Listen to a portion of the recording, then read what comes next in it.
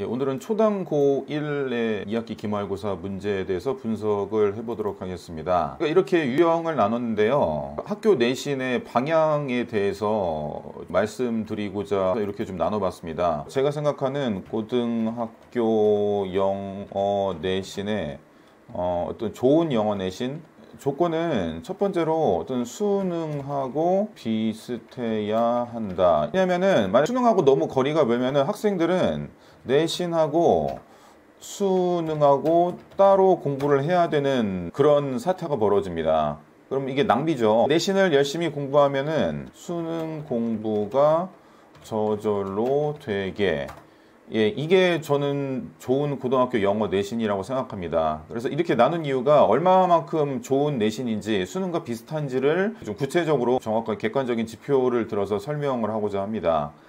일단은 범위가 많아야 합니다. 그러니까 시험 범위가 많아가지고 학생들이 여러 가지 지문을 다룰 수 있게 해야 되는 거고요. 두 번째는 암기를 하지 않아도 좋은 성적이 나올 수 있는 시험이 돼야 됩니다. 특히 이제 이거는 대표적으로 이런 영작이 많은 학교는 어쩔 수 없이 암기를 시킬 수밖에 없습니다.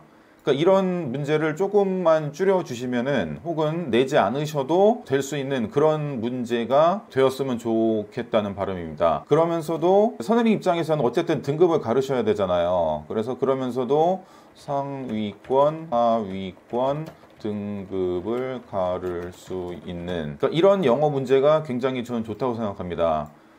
암기를 하지 않아도 성적이 잘 나오면은 정말 학생 입장에서는 땡큐입니다.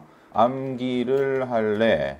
아니면은 암기 안 하고 지금 시험 범위의 뭐 4~5배 할래? 물어보면은 후자를 택합니다. 이런 방향으로 가야 되지 않겠나 생각이 되고, 이제 이런 것을 기준으로 해서 한번 초등고등학교 1학년 시험 문제를 분석을 해봤습니다.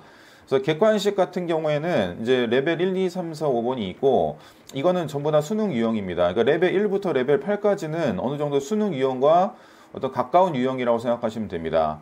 레벨 한 3, 4, 5 정도가 해서 좀 어렵고, 그래서 이제 일단 실용문하고 보기가 한글인 경우는 수원 같은 문제입니다. 문맥상 낱말이 쓰임이 적절하지 않은 것, 이거 어휘인데 보통 변형을 하십니다. 이번에 초등고등학교 1학년에서도 이제 변형을 하셨죠.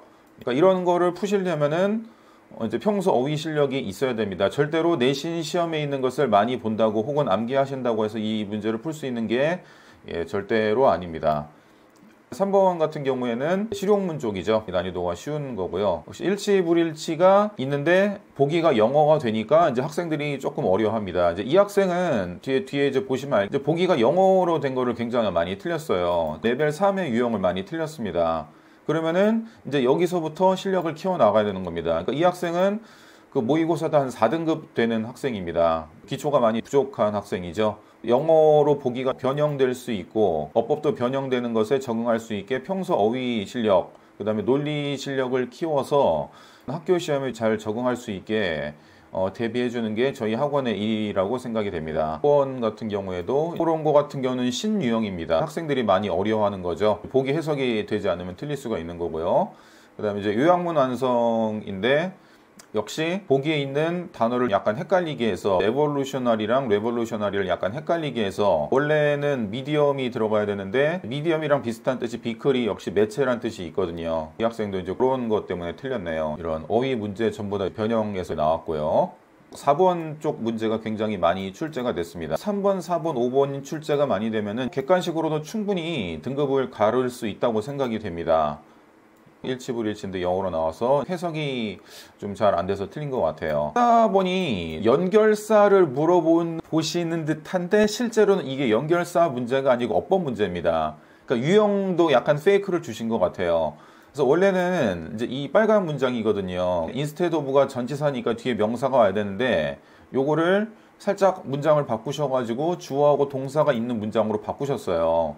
그러니까 이거를 생각치 않고 그냥 무작정 암기한 학생은 틀리게 했고 실제로 학생들이 굉장히 많이 틀렸습니다. 다 이제 15번, 16번은 문장 넣기. 요건 이제 레벨 2 쪽이고요. 16번은 일치불일치 문제인데 밑에 보기가 해석이 되지 않아서 틀린 것 같아요. 역시 레벨 3 쪽이죠. 이제 빈칸 문제가 이제 드디어 나왔는데, 역시 원래는 이제 이런 문장이었는데 이제 비슷한 뜻의 다른 뜻으로 이렇게 바꿔서 출제를 하셨습니다. 그러니까 이때까지 다른 학교는 어법을 변형시키는 학교가 없었는데, 초등고 1에서는 어법까지도 변형을 시키셨네요. 제목도 보기가 영어이기 때문에 레벨 이쪽이고요. 1번 같은 경우에는 그 문장 변형을 굉장히 많이 하셨습니다. 그래서 이제 원래는 이제 본문에 없는 내용인데 살짝 변형을 하셨습니다. 서술형을 쓰기 굉장히 까다롭게요. 원래는 뭐 새가 같은 전깃줄에 앉으면 감전이 안 되고 다른 전깃줄에 앉으면 감전된다는 그런 내용만 정확하게 알면은 비록 변형이 됐더라도 충분히 풀 수 있는 문제입니다. 서술형을 써야 되는데